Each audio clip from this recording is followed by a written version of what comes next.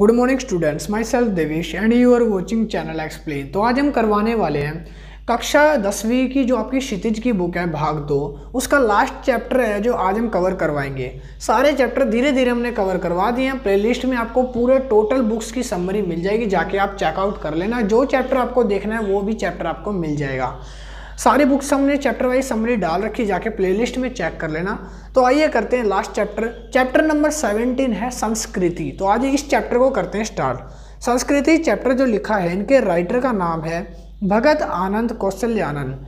भगत आनंद कौशल्यानंद जितना बड़ा नाम है उतने ही मन भाव से मतलब इन्होंने अच्छी तरह से इस चैप्टर की व्याख्या करी है। इनका जन्म सन 1905 में पंजाब के आंबला जिले में सोहाना गांव में हुआ है। इनकी बचपन का नाम हरनाम दास था। इनका जो बचपन का नाम है वो हरनाम दास था। इन्होंने लाहौर में नेशनल कॉलेज में बीए की उपाधि प्राप्त करी है। ये बौद्ध भिक्षु भी थे। इन्होंने देश विदेश में काफ़ी यात्राएं करी हैं तथा बौद्ध धर्म के प्रचार प्रसार में उन्होंने अपना सारा जीवन समर्पित कर दिया। वे गांधी जी के साथ लंबे अरसे तक वर्दों में रहे तथा सन 1988 में इनका निधन हो गया। और ये बताते हैं कि 1988 में जो है इनकी डेथ हो गई थी और इनका जो जन्म है वो कब हुआ था, 1905 में। इनकी प्रमुख रचनाओं में से काफ़ी सारी रचनाएं हैं जो इन्होंने संकलित में लिखी हैं। उनमें से कुछ जो चंद रचनाएं जो प्रमुख है वो मैं आपको बताऊंगा। पुस्तक में जैसे इन्होंने लिखा था भिक्षु के पत्र, जो भुला ना सका, आहा ऐसी दरिद्रता, बहानेबाजी, यदि बाबा ना होते, रेल का टिकट, और उसके बाद इन्होंने लिखा है कहा गया देखा। तो इस तरह से इन्होंने काफ़ी सारी रचनाओं का निर्माण भी करा है, संपादन किया है।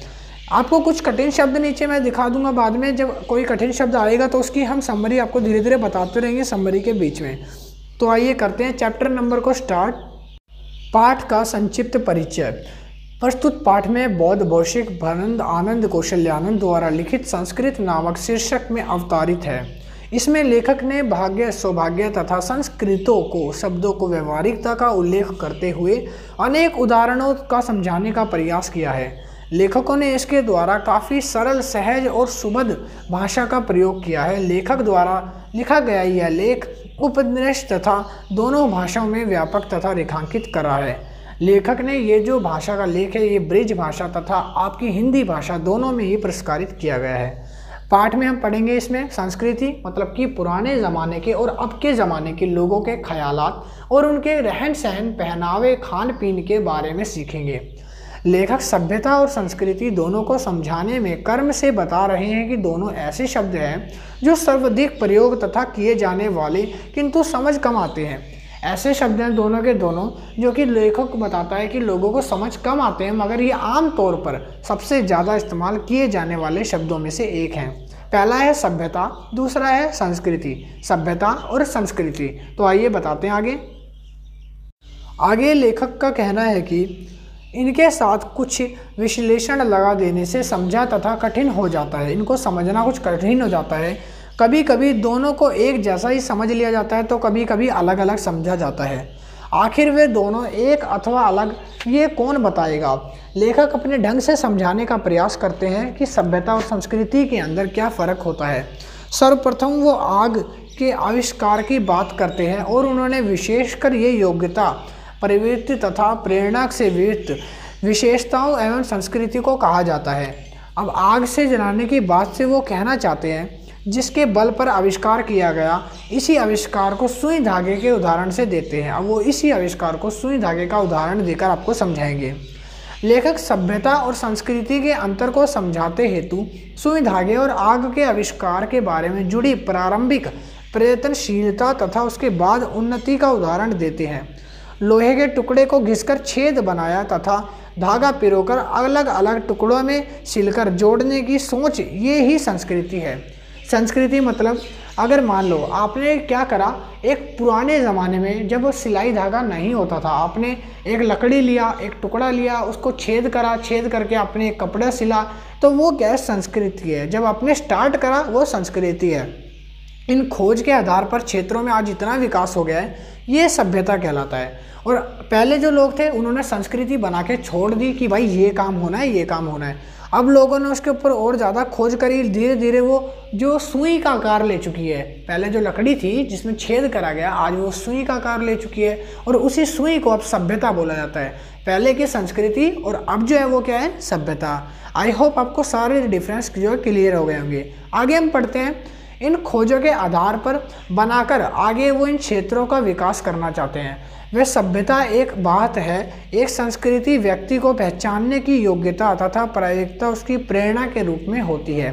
अपनी बुद्धि अथवा विवेक से नए नए आधार पर निश्चित तथ्यों एवं खोज आगामी परिणामों को सौंपने वाली जो है वो संस्कृति होती है।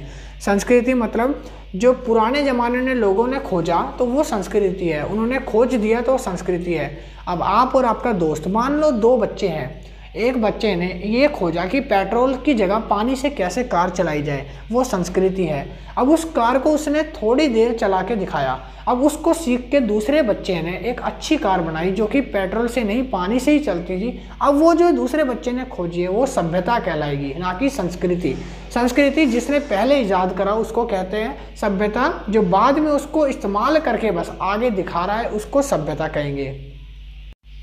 और फिर इसी तरह से वो अपनी बुद्धि तथा विवेक का इस्तेमाल करते हुए आगे बताते हैं। अब वो आगे क्या कहते हैं उसके बारे में हम बताएंगे। न्यूटन का गुरुत्वाकर्षण के नियम के सिद्धांत को आगे ना जान सका, परंतु वो संस्कृति कहलाया। जो न्यूटन थे, जो गुरुत्वाकर्षण का उन्होंने बल बनाया था, उसको आगे वो पहचान नहीं पाए, मगर वो अब जो है संस्कृति कहलाता है, क्योंकि वो पहले ही खोज चुके हैं उस चीज़ को। अगर कोई भी उससे आगे खोजेगा तो उसको अब बोलेंगे सभ्यता, क्योंकि वो जो पहले चीज़ खोज चुके हैं उससे आगे करना कोई बड़ी बात नहीं है। कोई कुछ हटके अलग खोज दे तो वो संस्कृति बन जाती है। अब वो इसी तरह से समझाते हैं। उन्होंने कहा, जबकि इस सिद्धांत के अन्य तथ्यों को न्यूटन को नहीं जानता था, जोड़ने वाले वह सभ्यता में आते हैं। अब इसके आगे जो कोई भी आगे खोज करता है वो सारे क्या आते हैं, सभ्यता में, जैसे मैंने अभी बताया। लेखक के अनुसार भौतिक आवश्यकताओं की पूर्ति में खोजे गए सुई धागे और आग के आविष्कार करते करते संस्कृति होने के बनने के आधार पर नहीं बनते, बल्कि मनुष्य को सदा बसने वाले सहज चेतना की भी आवश्यकता होती है। इसके कारण बनाने के लिए बनती है। इसे सहज चेतना का प्रेरक अंश एवं उसकी मनीषिया को भी मिलता है। मुँह के कोर का दूसरा के मुँह के कोर में डालना और रोगी बच्चे को रात भर गोदी में लेकर माता का बैठे रहना इसी चेतना से प्रेरित होता है। 2,500 वर्ष पूर्व बुद्ध का मनुष्य से तृष्णा एवं मृत्यु के लिए उपाय को खोजना, ग्रह त्याग कर कठोर तपस्या करना। वो बोलते हैं कि किस तरह से जो एक माँ होती है अपने बच्चे को लेकर बैठती है जब वो बीमार हो, और फिर उसी तरह से वो बताते हैं कि 2,500 साल पहले मनुष्य जो है किस तरह से अपनी त्याग करके तपस्या कर कर आगे जो है अपना सर्वोच्च पा सकता था, अपना मोक्ष पा सकता था। तो ये जो है संस्कृति में पाया जाता है। लेकिन आज का कहना ये मुश्किल है कि डबल रोटी के टुकड़ों से दूसरों को खिला देना एवं चेतना पर संस्कृति बनने के उदाहरण है। अगर हम ये कहें कि हम अपनी डबल रोटी को दूसरों को खिला दें और उसका जो है भविष्य जो है उज्जवल कर दें और उसका भला करें तो हम भी ये संस्कृति में आते हैं, तो ऐसा कहना बिल्कुल गलत है, क्योंकि वो चीज़ पहले खोजी जा चुकी है। तो ये जो है आप सभ्यता कहलाती है, ना कि संस्कृति। तो इसी तरह से लेखक आगे तर्क देते हुए बताते हैं। लेखक के अनुसार खाने पीने, पहनने ओढ़ने के तरीके, आगमन के साधन, यहाँ तक कि परस्पर मर मिटने तक के तरीके संस्कृति का परिणाम सभ्यता के उदाहरण है। ये ना कि संस्कृति है, ये जो है सारे ही सभ्यता के उदाहरण हैं। मानव हित में काम ना आने वाली संस्कृति जो है असंस्कृति है, इसे संस्कृति नहीं कहा जा सकता। इसके उदाहरण हमें परस्पर मर कटने के तरीके, आत्मविश्वास तथा आत्मविनाश के बढ़ते हुए साधन है। ये निश्चित ही असभ्यता को जन्म देती है। संस्कृति इन्हें नहीं कहा जा सकता कि आप लोग एक दूसरे को मारो काटो, ये हमारी पुरानी संस्कृति चलती आई है, नहीं। ये जो है सारे के सारे विनाश के कारण होते हैं, जिसे हम असभ्यता भी कहते हैं। मानव हित में निरंतर परिवर्तनशील का नाम संस्कृति है। संस्कृति मतलब मानव के हित में निरंतर प्रयास करे जाएं और निरंतर कुछ बदलती हुई तस्वीरों को लाया जाए। संस्कृति बुद्धि एवं विकास तथा विवेक से बना हुआ एक नया तथ्य है। नया तथ्य मतलब कि कोई भी दिमाग से लगाकर बनाई जाने वाली चीज़, जैसे कि अभी हवा में उड़ने वाले एरोप्लेन बने हैं, हवा में चलने वाले जहाज जिस दिन बन जाएंगे वो संस्कृति कहलाएगी, ना कि सभ्यता।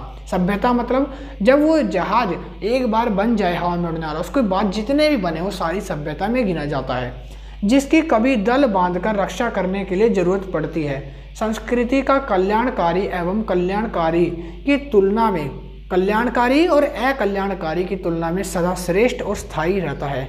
इसी अर्थ से अविभाजित खंडन करा जाता है संस्कृति और समाज का। तो आई होप चैप्टर जो है यहाँ पर खत्म हो जाता है आपका संस्कृति एवं सभ्यता का। मेरे को लगता है आप लोगों को सारा समझ आ गया होगा। वीडियो अच्छी लगी होगी तो लाइक करना, शेयर एंड सब्सक्राइब करते हुए जाना। प्लेलिस्ट में चेक कर लेना, सारे चैप्टर्स की वीडियो आपको मिल जाएगी। सारे नोट्स चाहिए तो कमेंट सेक्शन में बताना, कोई भी दिक्कत है तो कमेंट्स में बता सकते हो। वहाँ पे आपका जो क्वेश्चन है उसको पिक करके सॉर्ट आउट करने की कोशिश करी जाएगी। मिलते हैं नेक्स्ट वीडियो में। वीडियो अच्छी लगी लाइक करना, शेयर एंड सब्सक्राइब। अभी के लिए इतना ही। Thank you and bye bye.